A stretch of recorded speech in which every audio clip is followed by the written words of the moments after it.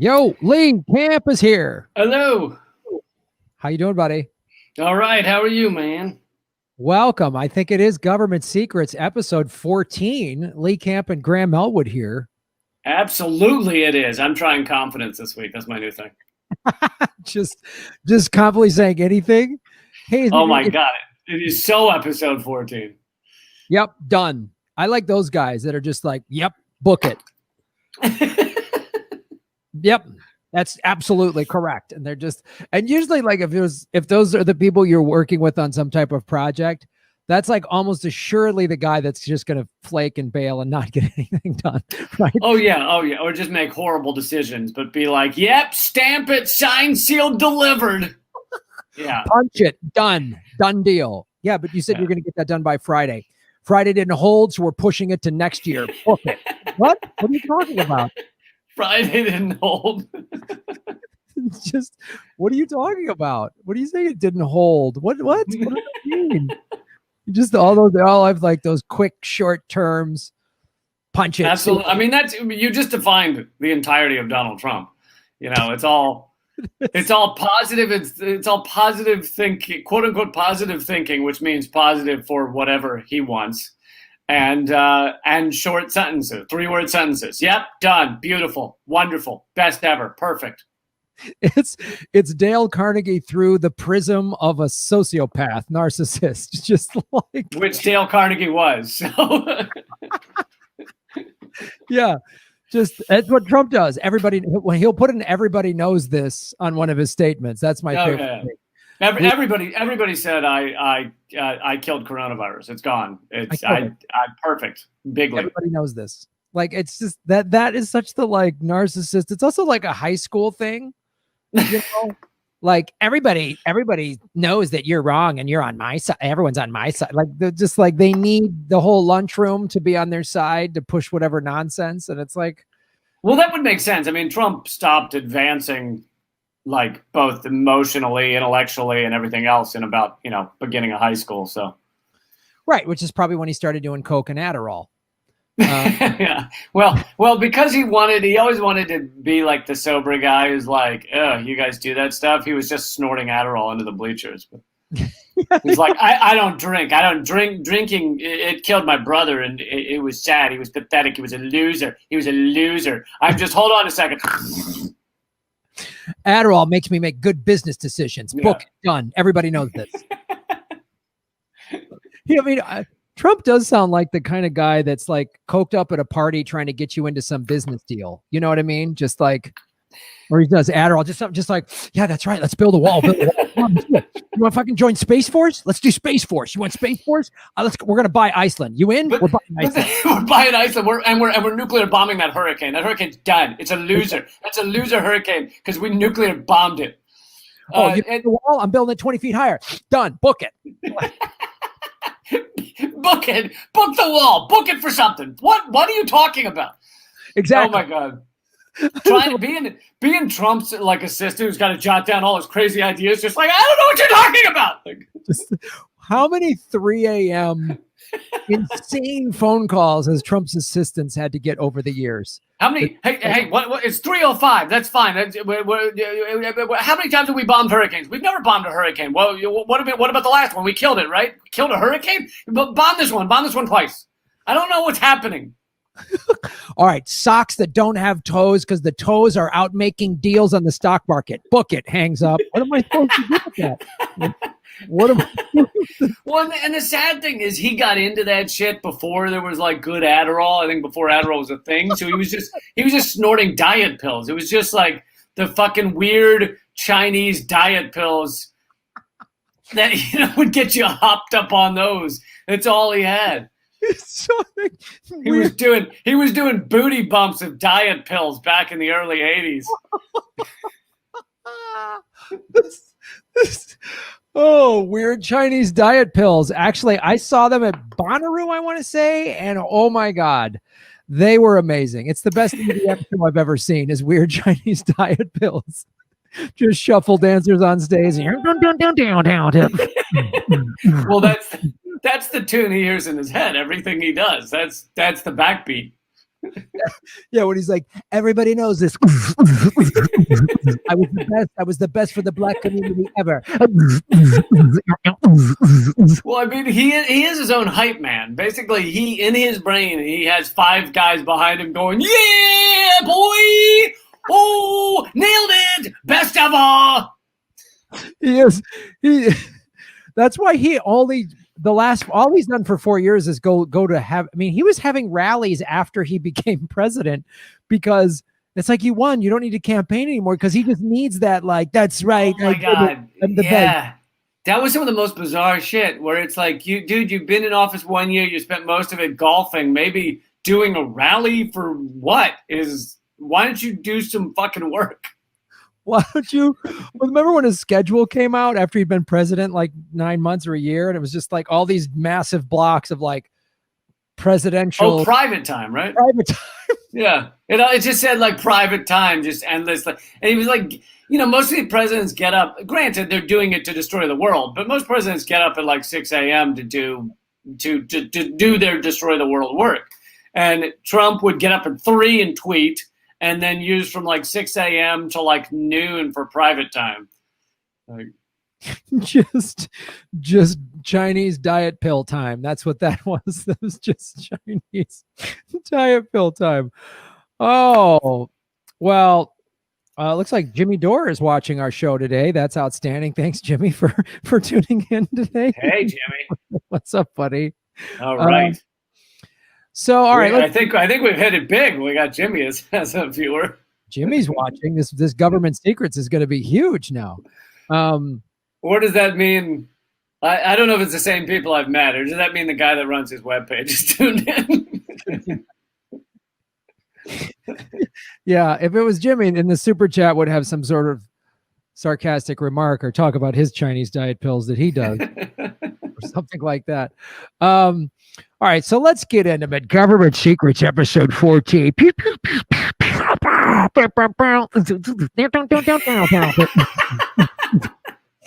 Chinese techno episode. K-pop. This is the K-pop episode.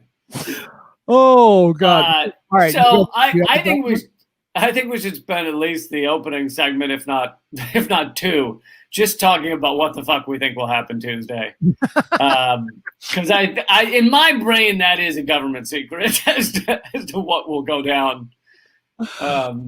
Yeah. I mean, first of all, there's like 500 potential outcome scenarios, right? Like, and everyone's got all these. And every time some reasonable person that I like or respect says, well, this could happen, or they could be doing this, I always go, yeah, it might be. Yeah. Anything's possible. So what are your Chinese diet pill predictions for Tuesday? I think anthrax has been dusted on every touchscreen machine, and we're all dead. I'm excited for an Anthrax reboot. Anthrax reboot. Remix, yeah. Remix. You get both the toxin and the band in the same envelope. It's a vinyl they send out. So I did a live stream today where I talked about how, and this gets into the kind of government secret portion of it, which is our country is uniquely suited to create the brand of chaos that may happen on Tuesday. Oh. And for a multitude of reasons, but one of them is that, and there's a lot to explain, so I'm going to try and make it pretty succinct here, but our media is talking about how, like, there's a flood of mail-in voting, more than we've ever seen. Over 60, it's like 70% of the people who voted, of the number of people who voted last time, have already voted, have already sent in ballots. Like, it is crazy more voting than they're used to, meaning certain states are not going to be able to count this shit on the day of, and it's going to take several days. Now, if certain states announce their outcome on the day of, on Tuesday, then you could still kind of know that Biden is winning or whatever. Like if Biden were to win Florida, if they were to announce that on Tuesday, then the odds of Trump winning apparently are like less than 1% if he loses Florida. So something like that could happen. But exempting something like that, it will be some degree of confusion and chaos. Trump will announce he's won, no matter what the reality is. Trump will announce he's won unless it is a clear landslide against him. And even then, he might not announce he's won. But everybody knows this. Everybody knows I won. And the reason that's even possible is because you have pre-election. You have two kinds of crucial polling: pre-election polls and exit polls. In pre-election polls, because they've been off so much, so many years in a row in swing states, these polls are fucking off. And they're off not because the pollsters are bad, but because a crazy number of people have been purged from the voter rolls. So they think they're going to vote. So they're called by a pollster and they say, absolutely, I'm voting. And then they are unable to vote. And some of them don't even know they didn't vote because they're given a provisional ballot. So they think they voted and they did not vote. And that happens a lot too. Greg Palast is estimating that 16 million people have been purged going into this election. Millions upon millions of people, especially in swing states. And so those polls will be off by a lot, especially in swing states. And normally you could use those pre-election polls to point to and say, look, we know this election is not legit because look at these polls. But instead, we have been shown that they're wrong again and again and again because these people think they're voting and they're not allowed to vote. Because capitalism is a democracy problem, therefore it needs to suppress democracy. And so people of color mainly, and young people, but mostly people of color, are purged from the rolls. Then you have the exit polls. But I'll pause there and we can get to the exit polls in a minute. Well, yeah, I mean, this goes back actually to the Joe Mentum scam of the Democratic primary, because it was the exit polls that showed Bernie with double-digit wins in all of these districts that Biden somehow won. Yeah. And of course, wacky coincidence, they were mainly in voting precincts that used a touchscreen. So no conspiracy there. That's good. Just don't ask any more questions on that one. And same with 2016. Yeah, and same with 2016. So that's the thing too, is the exit poll is far more accurate. I can't even watch the regular polls. Now, some of them are showing like in states that Hillary thought she was going to get 4 years ago and ended up losing, Biden has a bigger lead. Yeah, Biden, yeah. But yeah, the stuff the mainstream media is giving us, which I think is accurate, is that Biden has a far more stable lead in these pre-election polls. They're not swinging wildly back and forth, and his lead in swing states is greater.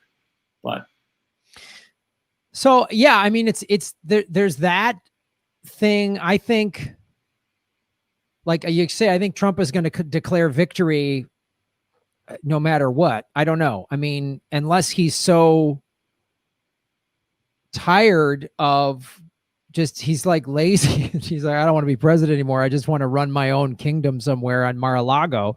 He might just go, yeah, I guess I lost. I don't know. Yeah, but the two things that I think stop him from that is, one, unlike most previous presidents, there is a slight risk that they could come after him legally for various crimes. Never the real crimes, never like war crimes, because that kind of shit they love doing. So they might come after him for some bullshit, like they tried to impeach him for the Ukraine shit, which is standard presidential corruption. Same shit Biden did as vice president. So that might make him fight to the death. But and then the psychology, he clearly is he's a pathological liar. He's a sociopath, and he has quite a pathology around losing. So to be the loser is, right. A fate worse than death for him. And then the final thing is that he does have hundreds of millions of whatever the technical terminology for pushback loans that have been delayed, that are due, hundreds of millions of dollars that he does not have at all. And he is basically broke. And those are coming due, and he thinks the only way to keep avoiding those is to be president. Wow. Now that is a government secret leak camp I did not know. Of course, yeah. Like he's like anybody who's like, I'm the best, I'm number one. It's like a guy that gambles a lot, and those guys only tell you when they win. You know what I mean? Right. They're like, called it. I picked it. I had the Niners and the points or whatever. They never talk about all the money they've lost. And those guys that talk that big, they always have some like debt up to their eyeballs, or there's a court case looming that they're hiding from or something like that. Those guys are always have some shady shit behind them.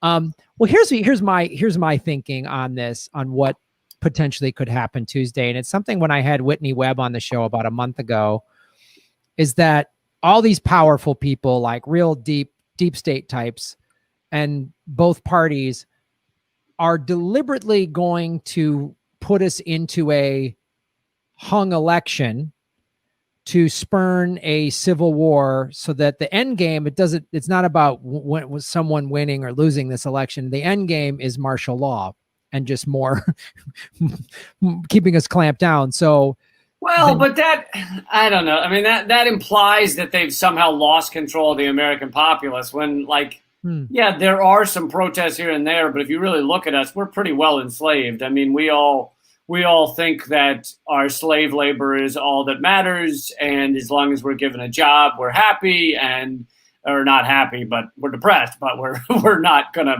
riot or anything. And so, I mean, I think having a defined president and some sort of like quote unquote normality is great for them. I think they prefer that over declaring martial law, which people have a tendency to fight against. So, right, and in a country with all these guns, that would yeah. there would be. Well, you and I were saying before we started taping that Walmart took the guns off the shelves or whatever, and so we're going to see just like a revolution of sporting goods. It's going to be mainly tether balls and hockey sticks, and guys with lawn bowling just going at it, just hardcore. Yeah. What was the name of the guy who teamed up with the Ninja Turtles? He had like hockey sticks and like fucking baseballs and shit. Well, I mean, look, lacrosse was a Native American sport that actually was started as like warring tribes. That's how they'd settle disputes. So maybe we might just go back to some old school lacrosse matches where people are just pounding the crap out of each other with lacrosse sticks. I don't know. I played folks in the comment thread, I need to find out who the guy was that teamed up with the Ninja Turtles and had the hockey sticks. This is very important. Casey Jones. Thank you, Matt. Yes. Casey Jones. I love how what the fuck was with Casey Jones? All the Ninja Turtles have these like crazy names like Raphael and Leonardo. They all have these like great Renaissance names. And then they're just like, yeah, it's fucking Rodney Casey over there. Like Casey Jones. Fuck you. Give him a cool name too. What? Just because he's humanoid? No, he doesn't get a cool name. Cool Casey. name. No. Thanks, Casey. It's just like, I mean, so I like, yeah, I feel like unless Biden just overwhelming, and I'll just to play devil's advocate on this, because I really have it's hard to predict any of this, but just watching some of these numbers, like you said, there's been over 77 million. That was as of yesterday, probably more upwards of 80 million. So like you said, we've already had 60% or more of the total votes from 2016 have already shown up via mail, right? Yeah. So and what they're doing, and they're obviously like critical states like Wisconsin, they've tried to clamp down. And so Wisconsin, I believe, unless this has changed, has said any ballots received after November don't count. Whereas like that was the Supreme Court decision, I think. Okay. That it went to Supreme Court, and Trump's newly far right-wing Supreme Court quickly said, oh yeah, shut off the voting. Yeah. So thank you, Ruth Bader Ginsburg, for not stepping down during Obama when she was asked. And thank you to Obama for not forcing somebody in when he could have. So I know. Meanwhile, who was the judge that Trump forced out when he first got into office? The guy's like 60 years old. He's like, you're feeling old, aren't you? Your hips are bad, right? You better step down. Yeah, I got this guy Kavanaugh. He's young. He's agile. He's spry. You're feeling bad. Oh, is that a cough? Yeah, you're going to die soon. You're definitely going to die. You better step down. How many fingers am I holding up? Yep, bad vision. Yep, hooked it. Get out. Meanwhile, Ruth Bader Ginsburg, like an arm falls off, and she's like, "I'm still alive." Like she was pulling the fucking God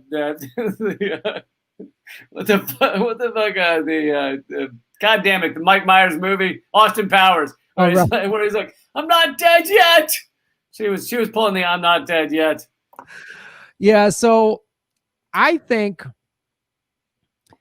so. You've got these factors, and then I've watched some stuff of like a lot of since the Democratic Party. Starting with, I mean, clearly with the nomination of Joe Biden and the stealing it basically from Bernie, who was beating everybody, and then Bernie just quit. But the Democratic convention where they had all these Republicans speak, and in the debates where they're like, I'm not going to ban fracking. No, we're not going to do that Green New Deal. Hell no, we're not going to have Medicare for all. It was clearly, I was like, fighting over who's more right wing. Yeah, exactly. It was a Republican debate.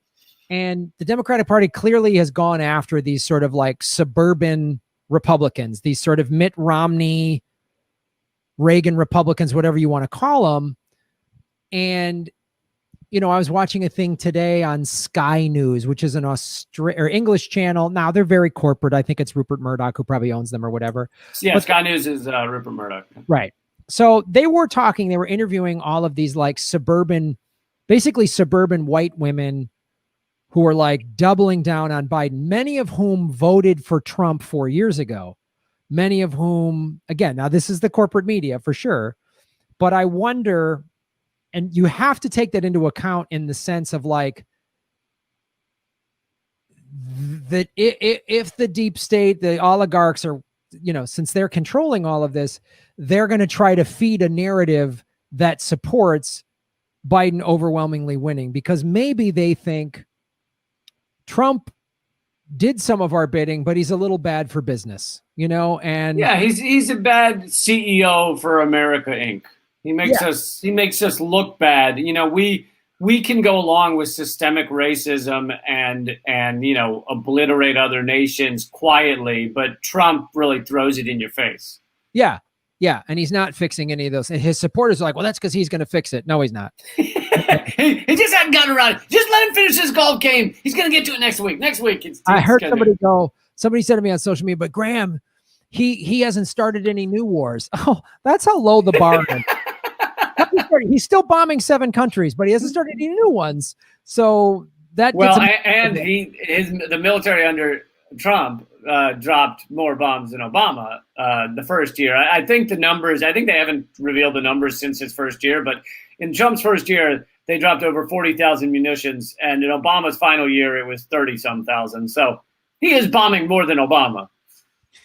So, and of course, thanks to the Democratic Congress, he keeps getting more money for his military budget. So it's really fantastic. So the fact that he's this peacenik is laughable. So I wondered, like, are all the early voting and the mail-in voting probably favors Trump, or excuse me, favors Biden. Yeah, it does. Yeah. And this suburban white women showing up en masse for Biden, and the big people showing up for Biden, not that Biden isn't inspiring anybody. It's just this massive no on Trump. Biden's enthusiasm. People are voting Biden, but they're not enthusiastic about it. So I saw the other day the poll, Biden's enthusiasm is like 9%, which is just lower than the enthusiasm for stubbing your dick on a table. So I get a little excited about that, depending on the kind of table. It depends on the table. So you're in the 8%, is what you're saying. Yes. Every once in a while, it's like, oh, well, all right, that one. Oh, okay. Not as best as I thought. Oh, hey, you know what? I'm checking in the yes box on that one. But I mean, he has no enthusiasm, but people are I'd say 50% of all Biden votes are just against Trump. It's just stop this fucking chaos, which, there's a certain amount of the chaos that will be stopped, meaning kind of the outward show of how awful things are will be stopped because you won't have an idiot tweeting about it all day long. So if you're voting for the president to stop tweeting, then you will vote for Biden because you will succeed. If you want a more presidential Twitter feed, then Biden is your man. And that'll help you go back to sleep for the bombing and the sanctioning and the putting kids in cages and everything else. So, all right, let's talk. Well, we have to save time for exit polling, though. Yeah. Okay. But all right. So let's talk about that then. So next week, I mean, do you see like a clear winner come Tuesday night? Only if one of these states that counts more of their vote, counts a lot of their mail-in votes before the election. Be like apparently Pennsylvania. So I haven't actually looked up which states are which, but I did hear that Florida counts a lot of theirs beforehand. So you may know Florida Tuesday night. Pennsylvania apparently does not begin counting their mail-in votes until it's either polls close or until Tuesday or something. So the odds of knowing something about Pennsylvania, I think, are pretty slim.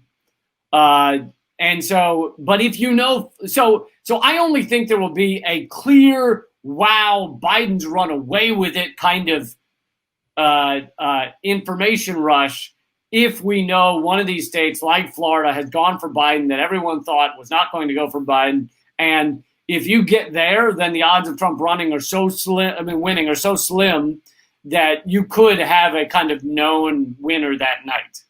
Right. Outside of that, I think you have a lot of chaos because Trump will declare victory Tuesday night. Right. And then when that happens, then all hell breaks loose. So, yeah, I agree. Unless there's like these clear, like Florida, Ohio, Pennsylvania are like all our mail-in ballots were overwhelmingly for Biden. Trump doesn't even have a chance. Like they just say, we've counted them. And the people people voting today, there's not enough votes left to right. Right. And here's where exit polling plays in, because if we had a legit election system, if we weren't a banana republic, then like a lot of countries, we would have legit exit polls that people trusted. And the exit polls were almost always within 2 to 4%, but really closer to 2% different from the actual results, so that it's so close that you're like, well, the exit polls reveal basically the result within 2 points. And in most countries, you could look to that and you could say, well, we know basically what happened. We know basically who won. And that actually is what happened initially in Bolivia. Initially in Bolivia, this 2 weeks ago, when they voted out their U.S.-backed coup, the exit polls showed that the Evo Morales' MAS party was winning 52% of the vote. And so it was like they were just destroying the competition. So they knew those exit polls were just, it was too far to be stolen. Like even if the coup government had changed the results 100%, everyone would just look at the exit polls and said, you're full of shit. Whereas because our exit polls are wrong a lot of the time, and they're wrong because of machine rigging, because of voter purging, all these reasons.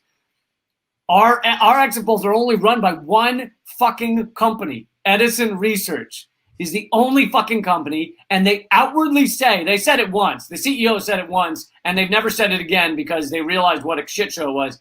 They announced that they take the exit polls and they align them with the machine results. Meaning they take the thing that is supposed to prove whether the machines were right, and they change it to fit the machines, which is the opposite of an exit poll. So we don't have really legit exit polls, and CNN and all those they've stopped even announcing the full exit poll results. They'll announce 62% of people said they're voting because of healthcare. Like they'll say things like that. In the exit polls, they won't announce the full exit poll result because they know that we're fucking watching and we're flipping the fuck out. Yeah, so it's going to come down to which states are either have already started counting the mail-in ballots, or at least start them like Tuesday morning when the polls open is when they start counting them. And their goal is like, well, we're going to count these and have a reasonable count by the end of the day. Yeah. And therefore we can say, look, we've already counted, 60, 75, 70% of the mail-in ballots, and already there's this percentage win for either person. So, and because like California, for example, you can mail in, and as long as it's postmarked November 3rd, they will continue to count them until every ballot is counted, which is what it should be. But not every state does that. Some states are like, if we don't get it by the 3rd, it doesn't count. So, right, yeah, and here's the other tricky thing is, like, in the primary, California will continue to count like provisional ballots and shit like that. They'll count it for weeks. And with Bernie Sanders versus Hillary, they didn't announce the final winner until weeks later. But the problem is that, well, part of the problem is they know that no one's paying attention weeks later. So whatever is the projected winner by CNN or AP or whatever, that's what counts. So they projected Hillary the winner on the night of the primary, and by the time all the votes were in, which, they who knows what actually went down in the count, but, later they announced that Hillary won by a much smaller portion than they thought, but she still won. And so it's like provisional ballots are designed to do two things. One is to make people think they voted. So that, Greg Palast named them placebo ballots. They're a, oh yeah, you voted. Yeah, just go on about your way. Oh, we'll handle it from here. Yeah, it's great. So they're placebo ballots. But then even if they are counted, they're counted weeks later. People aren't paying attention. So it serves two purposes in that way. So yeah, I think it's a slim chance we have an answer, a real answer Tuesday night. But so that's the next question though, is if we don't have a real answer Tuesday night, what do you see happen? Well, like you said, Trump is going to say, I'm the one, everybody knows this. I'm the exalted leader of all of time and space. It's planet Trump now. And then people are going to go nuts. And I think his supporters are going to go out in the streets and go nuts. And then some people are going to go, no, we've had enough. And I think there's going to be more violence in the streets. And I think there could be 2 or 3 days of just rioting and looting until there's any kind of decision made.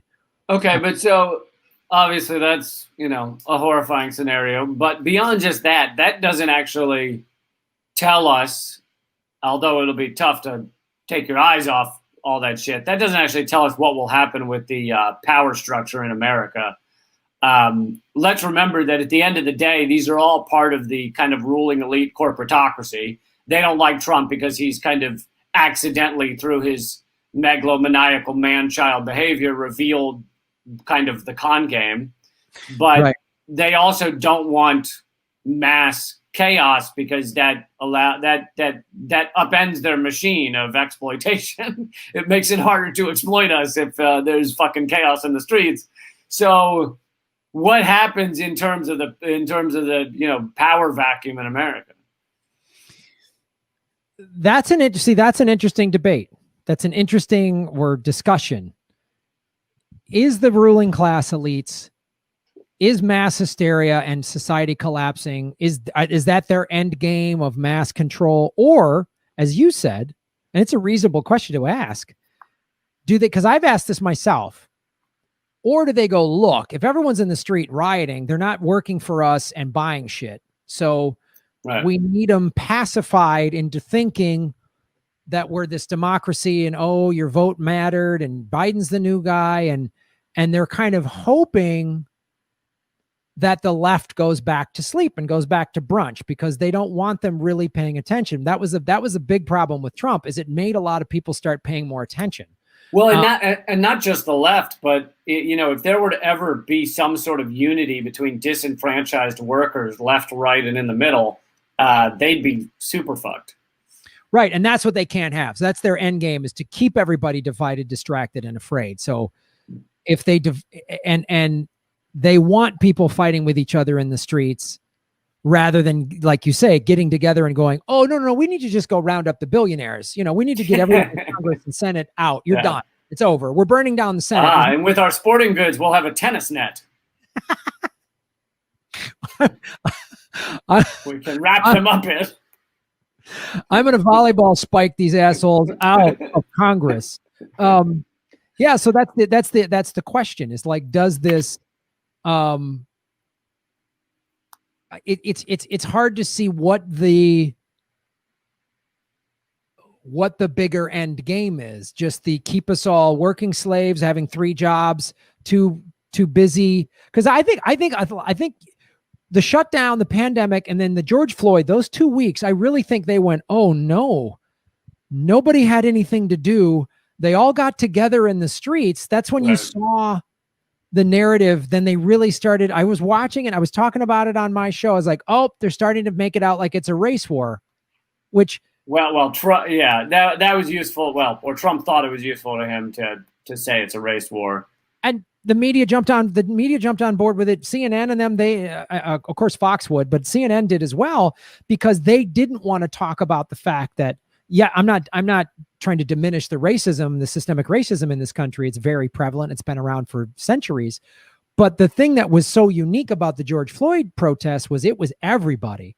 Well, and you'll notice that, like a CNN, they'll cover certain things like that when they blow up, both because it looks bad for Trump, to say he's creating this racism, but for them to claim that, even though he didn't create racism, but also they'll cover it while it blows up, and then they'll spend a few episodes on it, and then they'll move on, and they'll act like it doesn't exist anymore, even though in the weeks following the George Floyd protests, to this day, there have been regular Black Lives Matter protests that the media doesn't cover because they don't want to continue to sustain that narrative of people standing up and marching and being furious.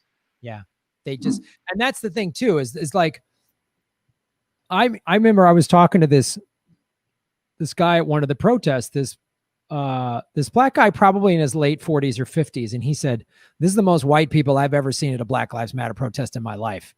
He's like, because it was on CNN. Yeah. And also, it was like everybody was stuck at home. Everybody had to pay attention. They couldn't just look at the George Floyd footage and go, wow, that's awful, but I got to go back to my jobs and my kids or whatever else. Also, it was the only thing to do. I mean, everything was canceled. So it looked like a fun hangout. Yeah, well, that was part of it. Was like everyone's been isolated indoors. You know what? I'm going to put a mask on and go outside, and I actually together with people felt like, like this is. So I don't know, and I think they're hoping the Biden win is going to put a bunch of people back to sleep, and because for a while, I got to be honest, because I've gone back and forth for a while. I thought, well, they know the economy is going to collapse. So they want to lose. So Trump wins so they can say, oh, Trump killed the American economy. He blew up the markets. It's his fault. I don't know that. I don't think they want to lose. I think they wanted to pin it on him so he would lose. Right. So they were fine with kind of blowing up the economy. Well, and there's another reason behind that too. Capitalism has this boom bust cycle, and during every bust, Wall Street actually gets trillions of dollars. So the busts are actually consolidate power for the ruling elite, rather than being a bad thing. It actually is quite good for them in general. That doesn't mean every company does well, but in general, it's they love a good giant bust where the government says, we have to give $1 trillion to Wall Street. What else are we going to do? Yeah. And in this case, they gave $4.25 trillion. So they've made their money in the stimulus, the first CARES Act, and I'm sure they'll get more in the subsequent ones. Who was the guy you think in Congress who said 4.26 is too much? Let's 4.25. Let's not go crazy.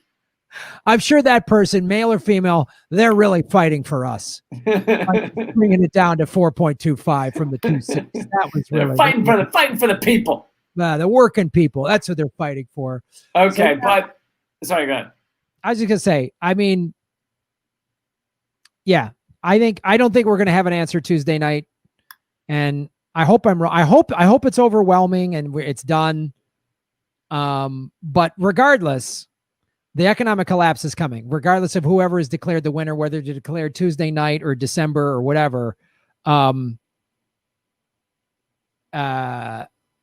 It's the economic collapse is coming, and that whoever's in the White House is going to have to deal with that. So, but I have like buckets of zombie repellent, so I think I'm going to be all right. Like the really good spray stuff, not that cheap stuff. The really good stuff. Get good zombie repellent. That's what we're saying. So I don't know. I don't know that we answered any question. We just put out various scenarios for Tuesday. I actually have even a scarier question. Is okay. So let's say chaos happens Tuesday. Trump declares himself winner. Biden. The Democrats tend to, as with Al Gore, they tend to. After a few days of fight, just because they have the spine of an arthritic jellyfish, they tend to just back down and say, "Oh, okay, yeah, he's right, he won." But let's say that because of how toxic Trump has been to the ruling elite in terms of revealing the way the systems work accidentally, let's say that Biden doesn't cave. They count enough of the votes before the Supreme Court stops it that Biden won. And you still have Trump claiming victory because he's claiming that it's all a fraud. Who does the military side with? Because in a lot of countries, it does come down to where the military is going to go. Now, I don't think the Democrats would push it to that because, like I said, this is all the business community. This is the business community fighting amongst themselves, really. So they wouldn't push it to that, but they might. It might depend who they back in not pushing it to that. Might depend on who the military is likely to go with. Well, that scenario is the most terrifying for this reason these reasons in my opinion. If there is, it looks like Biden won. It wasn't a landslide, but it looks like Biden won, and Trump just says, "No, I'm not leaving." All hell will break loose because there's going to be a constitutional crisis. And what will happen in my just looking at what's happened historically, some of the military will side with Trump and then some will go, no. I mean, that's what happened in the Soviet Union. Yeah, but it has to be the top. I think it'll come down to the top brass. I mean, most military people, they're so indoctrinated that if the top brass goes one way, so you'd have to see a fight. You'd have to see a split between the top military brass. And I don't think you're going to see that. Maybe. I mean, again, I hope you're right because my scenario is even worse, which is some within the military go, "Oh, I'm staying with Trump, ride or die," and then someone's going to go, no. Let's say all the top brass go, Biden won, transfer of power. And then some wingnut general says, well, I'm taking my battalion of 100,000 troops and we're going to support, and that is nuts. I mean, again, the Soviet Union, there was tanks shooting at some within the military were siding with the communists. Some were siding with Yeltsin, who was an alcoholic puppet put in there by the West. I mean, so you could have some scenario like that. And then Trump supporters are going to go nuts on the streets. And then anyone with a gun is going to be scared or crazy or whatever. And that's when it goes up in smoke. I mean, like during the 93 Rodney King riots in Los Angeles, there were 63 just random shootings because the police were just spread too thin. So, well, yeah. And if people should read, if you want to hear what happens when society really breaks down, read Scott Crow's book on what happened in New Orleans Nolens after Katrina, because there's a story there that most people don't know. I mean, they know it was horrific, and they know bodies were floating down the roads, what used to be roads, but it became many of the neighborhoods that were not flooded or were not flooded for long became kind of like white supremacist militias riding up and down the roads, just either threatening to kill or occasionally killing black people just for being out on the sidewalk. And and the cops basically standing back and just allowing that to happen. So it was a true kind of just lawless land that we weren't getting reporting on, both because it was too dangerous to send reporters there, but also because America didn't want to act like that could happen in America. But that's what was fucking going on there. Well, yeah, that's the thing. That's going to just be region by region, neighborhood by neighborhood. If it breaks down like that, I mean, some neighborhoods are going to have, like that NFAC, that armed black militia that's like protecting in Georgia and Atlanta, black, in polling stations in primarily black neighborhoods and stuff like that. You're going to have that. Whoever's got the guns in that neighborhood is going to control that neighborhood. That's so. What is like the most dangerous sporting good? You said crossbow. Is it crossbow, or is it like a fishing line with something really sharp on the end? Like you could like fly fish at the guy. A crossbow is an actual weapon. That's a pretty decent weapon. I mean, so you're saying crossbow beats softball every time? You're saying every time? Yeah. Well, it depends on how hard you throw it. You got a good arm. I mean, you know what I mean? If you got a strong arm, a baseball thrown precisely at the right part of the human head could work. All right. I do want, for all the people freaking out right now, I do want to say we were game planning the worst case scenario. This is absolute worst case scenario. Ever happen. We're not just predicting people on the streets immediately come Tuesday morning with their fucking tetherball kits and a shotgun, but lawn darts are probably the best. Lawn darts are pretty bad. Yeah.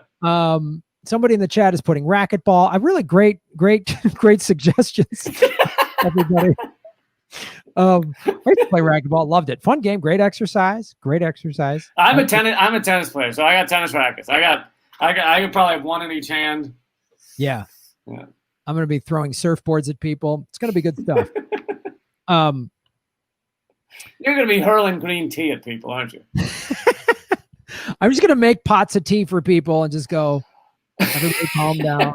Listen, just calm down. Oh my God. That would be my ideal dystopian revolutionary scenario, just cultural breakdown where people who believe in crystals are just like pegging them at your face.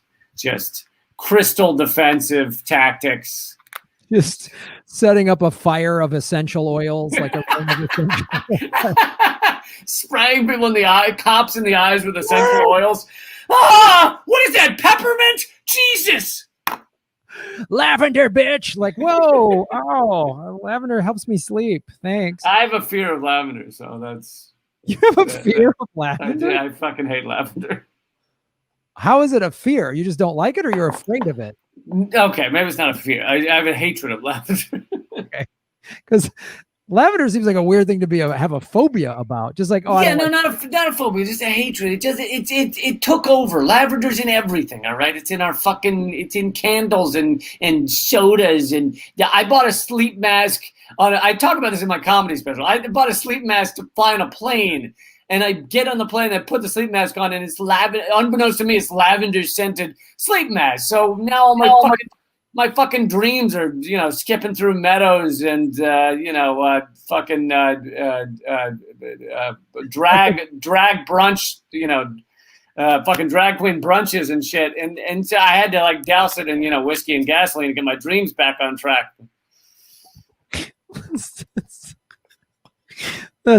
I like how skipping through a field is just a horrific nightmare for you. It's like, oh my God, my brain has been hijacked. Well, you'll be skipping all day. Come on, you'll sprain a hammy. What if I get a rash from all this shit in the field, or I don't know, there's a beehive? I don't know what's going on.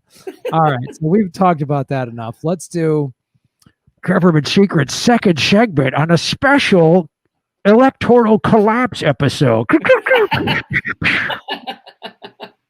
All right. Well, Ghislaine Maxwell's deposition came out, and I've been. For those who I want to warn people. Or at least I want to help them understand. I requested that you do this. So this is not Graham hijacking the show with more Epstein stuff. This is my request that Graham explain 400 pages of Ghislaine Maxwell deposition. In 6 minutes. Okay, here we go. Really, it was selfish because I woke up, I saw it had come out, and I was like, I don't want to read that. I bet Graham will read it. Graham will read it. And you're just like, get me your notes by 3 o'clock. Yeah, 3 o'clock. So I still haven't gone through all of it, but I've gone through a lot. And also, by the way, if you're hit the like button, if you're listening to this on iTunes or Spotify, give us a good review and download it and share it out. We need all those analytics help, especially on the audio side. If you're watching it on either of your YouTube channels, hit the like button. Make sure you subscribe to us. If you're a fan of one of us but not following the other guy, please do that. And also, every week we get done and we think we should probably never do this again. So if you guys are enjoying this, you gotta let us know, and you gotta share it, and you gotta tell us this is something you want to keep going. You like because it. Every week I'm on the phone to Graham, and I've got my toes off the edge of the roof of the building, and he says, how about one more week? One more week, Lee. One more week. And he's like, I think I smell lavender. And I'm like, Lee, just come off the ledge. We'll do one more. I won't bring up Epstein this time unless you ask me. So yeah, Lee and I are so torn between like, yeah, do we want to do anything again, especially after Tuesday? We'll find out. Do we want life to go on after Tuesday? Yeah. If it's going to be Mad Max, I'm out. I'm not going to fight bands in the street. I'm out. I'm punching out. Well, and I wasn't even gonna say this because I probably talk about it too much. But the amazing thing is that through all this fight and through all this chaos and through the situations that you and I just discussed could happen on Tuesday, these two motherfuckers agree on 90% of the structural systems of our country. So it's like you're talking about a 10% difference between the two of them. And yeah, at best, no Medicare for all from both of them. Neither one are going to ban fracking. No Green New Deal. None of them are going to. There's no free college. There's no ending the wars. They're both deep throating Wall Street. They both love environmental collapse. They're both yeah. So even if we have a peaceful transfer of power Tuesday night and Trump gives a concession speech and let's work together, the environment's still collapsing. I love the idea of a peaceful transfer of power between two endless war oligarchies. Yeah, exactly. A peaceful transfer of never-ending war cycle. Right. I'll hand off the automatic rifle from me to you. A peaceful transfer of a fascist jackboot national police force. A peaceful transfer of a homeless problem nobody cares about who's in power. And honestly, it's also between the guy who created in a certain sense created, or at least doubled the size of our prison state, which is the largest in the world. So an absolute crime against humanity prison state that locks up 1 out of every 3 black men, not even mentioning the other millions of non-black people that have been locked up over the years. The guy who created it and the guy who was like, let's see what this thing can do. Let's really test this thing out. Let's really give this thing a go.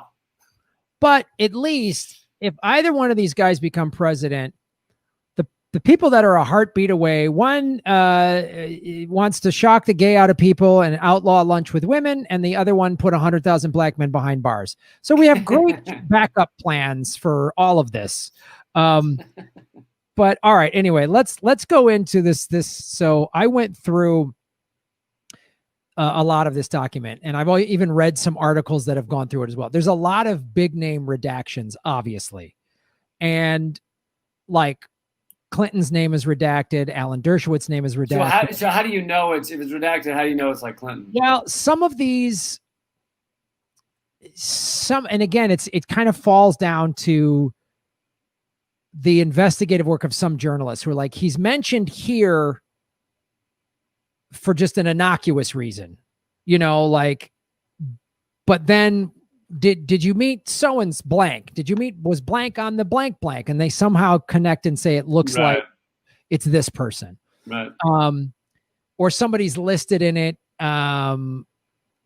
in some innocuous way. And then when their name comes up again, it's blanked out. So you can kind of that happens a lot. Blank is the son of the Queen of England, that kind of thing. Was President blank on the 20 blank times? So it's like, so there's some stuff like that. But one of the things that's really obvious in the very beginning, and it's a thing that I've seen nobody catch. In the very beginning of it, she says, and I'll actually share the screen so people can see it, because I want people to, so they can read along. It's fun reading. Well, first of all, she's maddening. She is maddening. She is so clearly guilty, and she says shit like, "Did you ever hire a masseuse that was under the age of 18? I don't hire a masseuse. That was not my job. You just said that you did." Like, she just contradicts herself. She does that all the time. But she does the thing that guilty people do of, did you go cheat, on me Friday night? I'm just looking at this sentence. When I said hire, I didn't mean hire in the way you're using it. Dude, the whole thing is like this. There's hundreds of pages of this. I didn't mean the way hire that you were doing it. What I say is that I went to spas, and this is talking about how it's mainly about Virginia Roberts, because she was hired as a masseuse and she was underage. That's what this woman who's the lawyer for Virginia Roberts is a pit bull. She just keeps going, and Maxwell gets pissed off. She's so arrogant, and just like, that question's over. And the lawyer goes, "No, you're under a legal deposition. I'm going to answer the question. If you refuse to answer, we're going to have to come back here at a later date." Like, it's pretty. She has such scathing privilege. It's nauseating. But she says all this time, "I went to spas and I met people, and if they did home visits, Jeffrey would hire them, and in fact hire them. I'm not responsible for hiring someone." But then she says that she had, like, she would give them money. Like, "But I would, so you hire them." This is like Bill Clinton. It depends on what the meaning of is. Dude, it is exactly that. It's the same creepy liar thing. It's like, did you go there and have sex with that woman Friday night? What do you define by night? Like, what do you mean by sex? He came in her eye. Does that count as sexual relations? Dude, that's in here in the 50s. She says, well, first of all, here's this. I mean, there's just pages of all these redactions in here, but I want to go to page 50. She says, and this Mr. This is Should I worry about you, Graham? Is this your bedtime reading? Are you like, do you fall asleep to this? It's all I do is I just read this. I wake up in the morning and I have tea and I think, oh, the world's run by pedophiles. It's this thing. Did you ever pay an individual? Did you ever hand an individual cash for work you performed? Can you be more specific about what you're asking me? What is vague about that? She's like, "Do what? By hand cash? Do you mean Venmo? Because what does that do you mean? And what does cash mean? Yeah, like, not in cash. What is cash? Is it just pieces of paper we give meaning that don't actually have meaning? What is cash? After Nixon took us off the gold standard, they really don't mean anything. So I don't even know what you're saying. Like, just like fucking nonsense liar shit. Did you ever hand any individual who was working at home cash as payment for something that they performed at the home? To the best of my recollection, like, she finally kind of, and I left cash for the pool guy.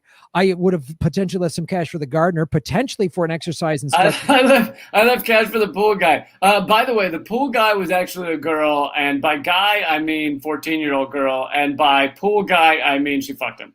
Yeah, exactly. It's like all this, and she says, "I didn't have those jobs. I didn't do that act."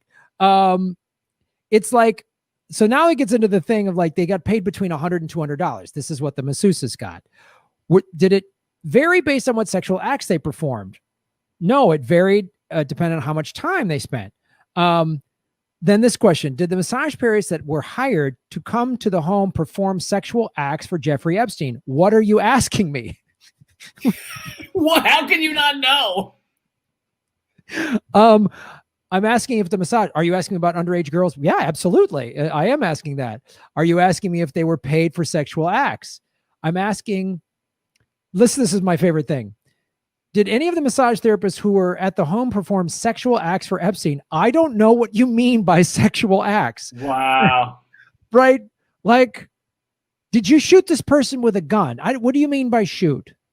Now, he fired the bullet, but the bullet entered the other guy's head by its own volition. The bullet was acting in its own accordance with its own thinking. I don't know. I mean, and when you say fired, you mean like I stopped hiring the bullet? Is that what you mean? I stopped holding the bullet within my gun and I released it out into the world. What it did at that point is not up to me. The bullet was just on its own. So let me get this straight. Anything I once held that is now out in the world is somehow, I once held my cousin. Does that mean everything he does from now on is my fault? Can you define cousin? What do you mean by cousin?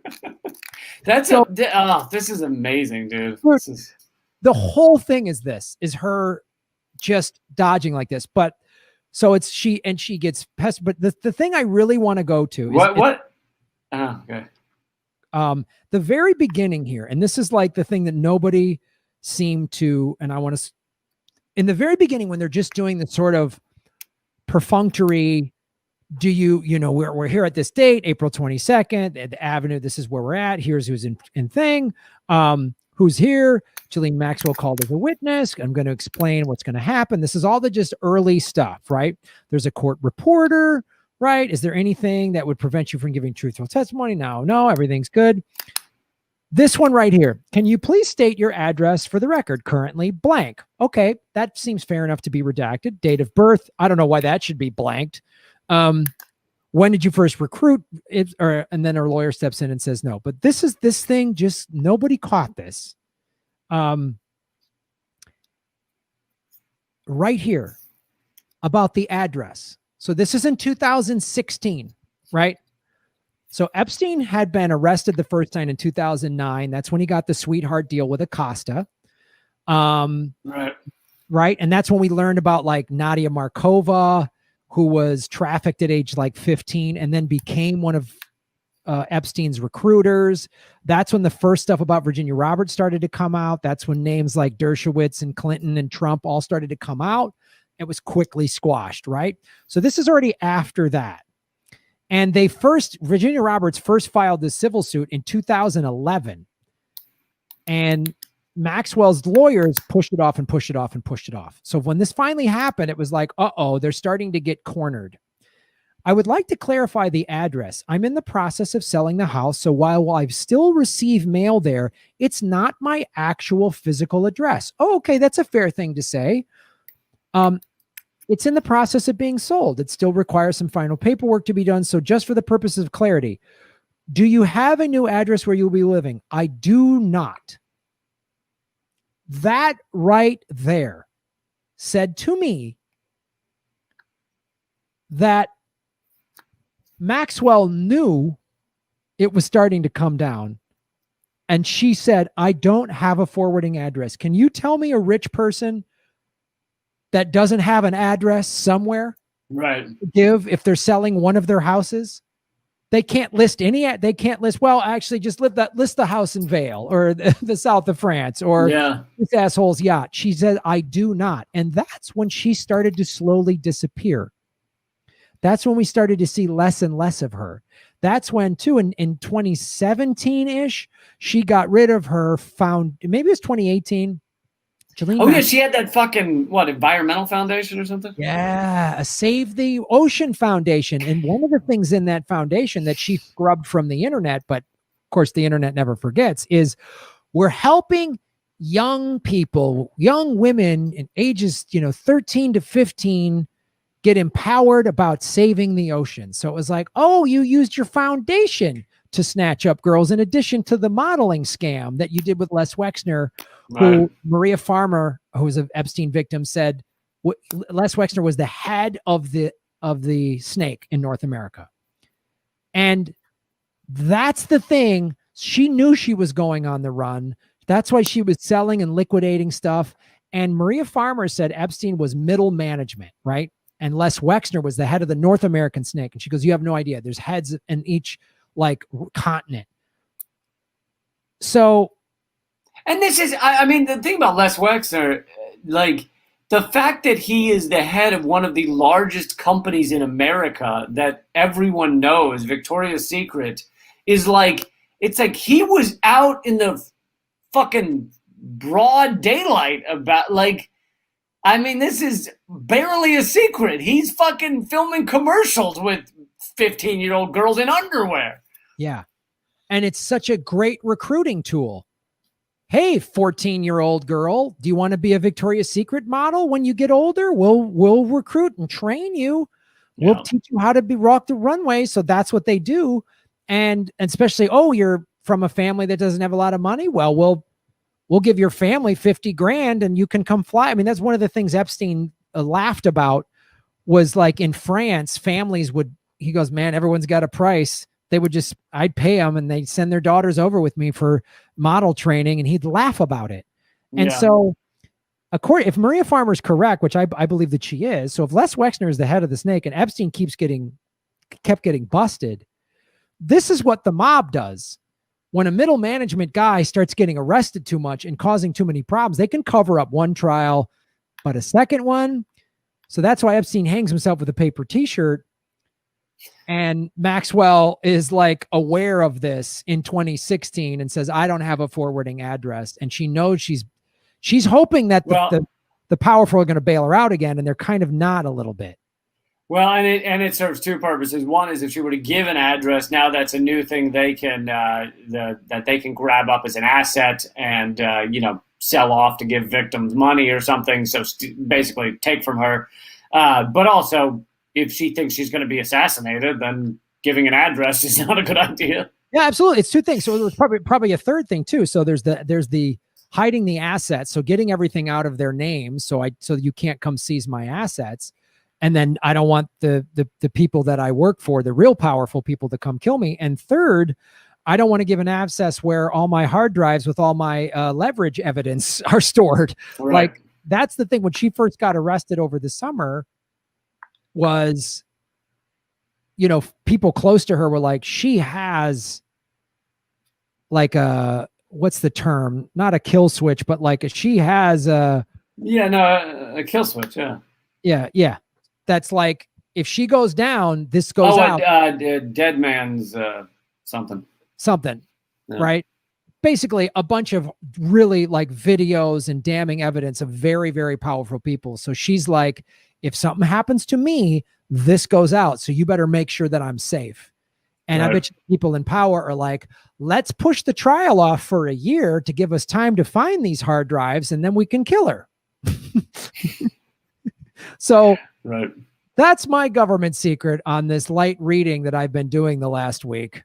Light reading. Yeah. Light reading. Well, I look forward to the pop-up version you were getting ready to make. So it's like, Graham, why do you meditate and surf and all that? Because when I read about this stuff, I have no faith in the human race. So I need to go out and catch some waves and eat some nice food and go to a farmer's market or something and think, honestly, that at the end of the day, listen, you riot for part of Tuesday, but the other part, go to a farmer's market, get an apple, like a fresh apple, maybe some wheatgrass. Yes, and leafy greens and B12. Fresh leafy greens are good to fight battle depression.